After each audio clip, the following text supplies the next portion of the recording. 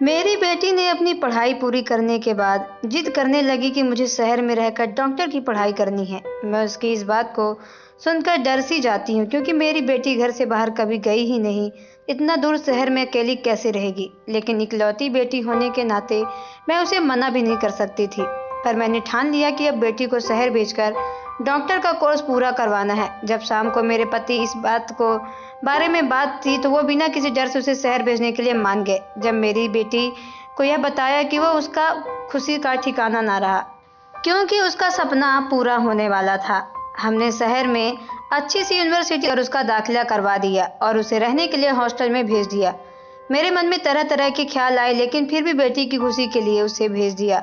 उसके जाने के बाद मैं काफ़ी परेशान रहने लगी। अपनी बेटी को लेकर मैं बहुत डरी सी रहती थी, कहीं उसके साथ कुछ गलत ना हो जाए। फिर एक दिन रात के वक्त उसका फ़ोन आया तो वह मुझे बहुत रो रही थी। उसे इस तरह रोता देखकर मेरी जान ही निकल गई और वह रोते हुए बस एक ही बात कह रही थी कि अब मुझे यहाँ नहीं रहना है, वापस आपके पास आना है। मैं बहुत घबरा सी गई, समझ में नहीं आया कि मैं करूँ क्या। मेरा पति भी घर पर नहीं था। मैंने अपनी बेटी को दिलासा देते हुए कहने लगे कि तुम चिंता मत करो, हम तुम्हें लेने के लिए आ रहे हैं। लेकिन उसको मालूम था कि इतनी रात के गांव से शहर की तरफ कोई बस भी नहीं आती है।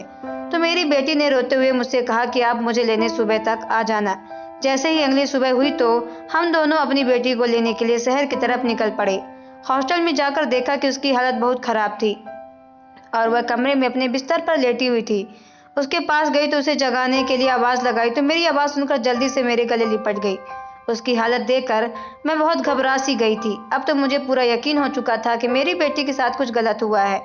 मैंने उसे शांत करते हुए कहा, बेटी क्या हुआ है? इतने सुनते ही उसने अपना सर नीचे झुका लिया और मुंह से एक शब्द तक नहीं निकाला।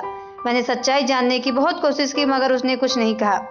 अब मैं यहाँ नहीं रहूँगी, आप लोगों के बगैर मन नहीं लगता। उसकी ये बात सुनने में थोड़ी अजीब सी थी क्योंकि कुछ महीने घर शहर में रहने के बाद मेरी बेटी मुझसे कह रही कि आपके बिना यहाँ मेरा मन नहीं लगता। हम अपनी बेटी को हॉस्टल से वापस ले आए। आने के बाद उसकी हालत और भी बिगड़ती जा रही थी और वक्त गुजरने के साथ कमज़ोर भी होती चली गई। हमने बहुत से डॉक्टर के पास जाकर इलाज करवाया लेकिन उसकी तबीयत ज़रा भी सुधार नहीं हुआ। कि कुछ दिन गुजरने के बाद उसकी हालत में कुछ आराम दिखना शुरू हुआ। देखकर हमने भी कुछ चैन की सांसें। हॉस्टल के आने के हर वक्त कमरे की लाइट बंद करके सारा दिन बिस्तर पर पड़ी रहती। अब तो मुझे जानना था आखिर हॉस्टल में उसके साथ ऐसा क्या हुआ था। सारा दिन खामोश सी रहने लगी।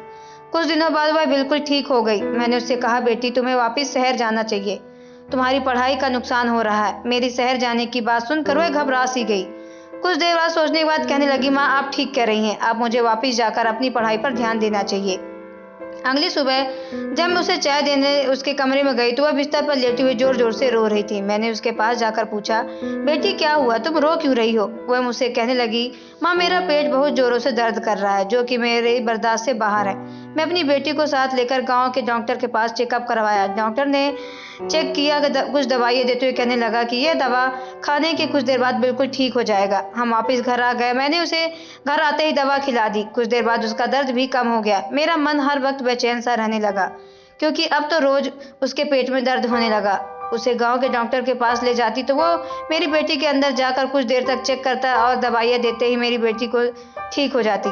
अब तो मुझे यकीन होने लगा कि कोई ऐसी बात तो जो मुझसे छिपा रही है। अब जब ये बात मैंने अपने पति को बताई तो मुझसे कहने लगे, हमारी बेटी अब जवान हो गई है, उसकी शादी करवा देनी चाहिए, इसलिए वह वापस नहीं जाना चाहती है। मैं बहुत परेशान थी, सोच रही थी कि अपने पति से कैसे कहूँ इसके पेट दर्द होने लगा है। लेकिन अब मैं पति से इस बात को छुपाते हुए हाँ ने सर हिला दिया। एक दिन मैं उसे कहने लगे कि उसके किसी रिश्तेदार बेटा डॉक्टर है, वह अपनी बेटी को बहू बनाना चाहते हैं। मैंने कहा ठीक है, आप उनसे कह दो लड़की देखने के लिए, रिश्ते बात करने की। लड़की की माँ को खुद को लड़का आया था। हमें पहली बार देखते ही लड़का पसंद आ गया। उसका शहर में खुद का घर भी था लेकिन यहाँ शादी किसी गांव में अच्छी लड़की करना चाहते था। बिना किसी ऐतराज में रिश्ता पक्का हो गया। कुछ महीने बाद शादी की तारीख भी तय हो गई। मेरी बेटी शादी की बात सुनकर एकदम ठीक सी हो गई थी। इस बात ने मुझे हैरान कर दिया कि वह दिन भी आ गया जिस दिन हमें इंतजार था। मैंने अपनी बेटी को घर से विदा करके ससुराल भेज दिया।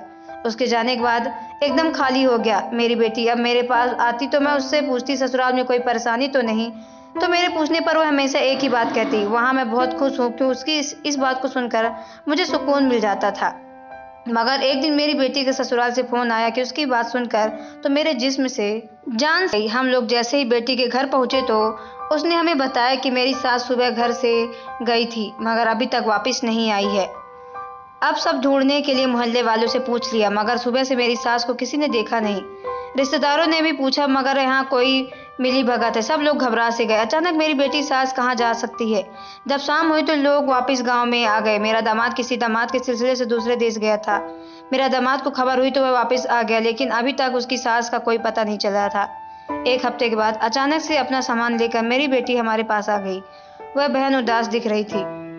मैंने उसे गले लगाया और कहा कि क्या बात है बेटी, मुझसे तुम कुछ छिपा रही हो क्या? मुझे माफ़ कर दो, मैंने आज तक तुम्हें धोखे में रखा। उसकी यह बात सुनकर मैं हैरान रह गई। उसने तो मुझे बताया। वह सुनकर मेरे पैरों तले ज़मीन खिसक गई। उसने मुझे बताया कि सास के लापता हो जाने के बाद मेरा पति वापस घर लौट आया तो इस बात को लेकर वह बहुत ही परेशान था। उसने हर जगह ढूंढने की कोशिश की मगर मेरी सास का कहीं अता पता नहीं चला।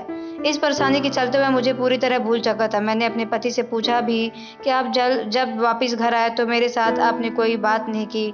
मेरा पति मुझसे कहता हमारी कोई परवाह नहीं है, मैं अपने काम में बिजी हूँ।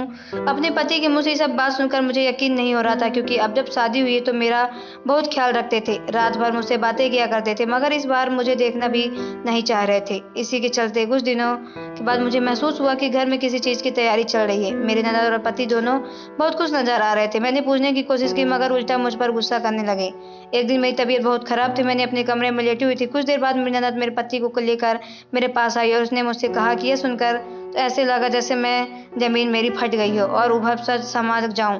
मेरा पति मेरे पास आया और मुझसे थप्पड़ मारते हुए कहने लगा कि बदचलन औरत, तुम्हारे पेट में किसका पाप है? कौन है जो मेरे जाने के बाद तुमने बिस्तर गर्म करने आता है? मैं सोचने लगी कि आखिर मेरा पति डॉक्टर होकर भी इस तरह बातें कैसे कर सकता है। अब मैंने ठान लिया था कि मैं उसको कभी नहीं बताऊंगी कि मेरी ये हालत किस वजह से हुई है। मैं कमरे में अपने पति के बारे में सोचकर रोती रही। जब सुबह मेरे पास आया तो मुझसे कहने लगा कि मैंने शादी कर ली है, तुम यहाँ घर छोड़कर चली जाओ। लेकिन मैंने हिम्मत कर ली। इस राज को जानने के लिए मैंने कुछ नज़र रखी शुरू कर दिया। कुछ दिन गुजरने के बाद मुझे कहने लगा कि कितनी गिरी हुई है औरत हो, ये सब होने के बाद भी तुम इसी घर में पड़ी हो। तुम जानना चाहती हो कि मैं खुद बता देता हूँ। मैं मुझसे कहने लगा कि तुम्हारे पति शादी करने के लिए ये सब तुम्हारे साथ मैंने ही किया और यही नहीं बल्कि सास को खुद मैंने मार डाला ताकि शादी के करने के बाद किसी को बाधा ना बने। ये सब सुन करने के पहले मैं ठान चुका था। मेरी ननद बातें सुनकर एकदम चौंक से उठी। उसे पूरा यकीन था कि मेरी हालत जिम्मेदार भी मेरी ननद है। मेरी बेटी मुझसे कहने लगी जब मुझसे डॉक्टर के पास चेकअप लेकर जाती थी तो वो डॉक्टर कोई और नहीं बल्कि मेरा खुद पति था। ये बात उस समय की जब हॉस्टल में रहती थी। वहाँ पर हम एक दूसरे को पसंद करते थे और शादी करना चाहते थे। मुझे चेकअप के बहाने वह अंदर ले जाता और हम एक दूसरे को इस बहाने के जरिए मुलाकात करते। जब आपको शक होने लगा तो उससे मुझसे कहने लगा कि यहाँ नहीं रह सकता। एक दिन जब उससे मिलने गई तो वह वहाँ पर नहीं था इसलिए आपको पता नहीं चला। ये जाकर मैंने रिश्ते की बात भेजी तो सारी तकलीफ भूल चुकी थी। इस बात को मैंने अपने पति से कहना भी चाहती थी मगर उसने एक काम के सिलसिले से दूसरे देश चला गया। जब वो वापिस आया तो उनका मेरा पति प्रति इस तरह व्यवहार देखकर मैंने ये सब बताना ठीक नहीं समझा। लेकिन माँ, देखिए ना मेरी खुशियों की उम्र कितनी छोटी थी। रात को मुझे पता चला कि मेरी नफरत के चलते मेरी नंद ये सब कर चुकी थी और मेरे पति ने भी मेरी किसी बात पर यकीन नहीं किया। मैं दोबारा कभी उस घर में नहीं देख सकती। मेरी बेटी की बातें दिल चीर रही थी। मैंने उसे गले लगाया और उसके ये बात छुपाए रखी। अगली सुबह मेरी बेटी लेने हमारे घर दामाद आ गया। उसने मुझसे माफ़ी मांगी। मेरी बेटी के साथ ये सब करके शर्मिंदा हुआ। मेरा बेटी को अपने साथ वापस ससुराल ले गया। अच्छी तरह से उसका इलाज करवाया। उसने अपनी बहन को अपने किए सज़ा देने का फैसला किया और उसे पुलिस के हवाले कर दिया।